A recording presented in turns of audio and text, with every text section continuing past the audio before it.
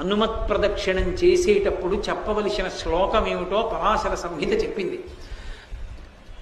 ఆయన దగ్గరికి వెళ్ళినప్పుడు ఆంజనేయం మహావీరం బ్రహ్మ విష్ణు శివాత్మకం తరుణార్క ప్రభం శాంతం ఆంజనేయం నమామ్యహం అంటూ తిరగాలి పరమ మౌనంతో. ఆ శ్లోకం ఒక్కటి చదువుకుంటూ గర్భిణి స్త్రీ ఎలా తిరుగుతుందో అలా తిరగాలి. కనీసంలో కనీసం హనుమ జయంతి నాడు 3 మాటలు తిరగాలి. కనీస ధర్మం 3 మాటలు తిరగాలి.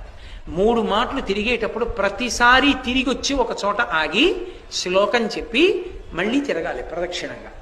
అలా 3 మాటలు తిరిగితే, అందుకే నేను మీతో పరమ సత్యం చెప్తున్నానని జ్ఞాపకం పెట్టుకోండి. ఎంత ఉద్వేగభరితమైన పరిస్థితుల్లో, ఎంత కష్టంలో ఉండనివ్వండి, హనుమత్ ప్రదక్షిణాలు చేస్తే మనస్సుకి శాంతి కలుగుతుంది.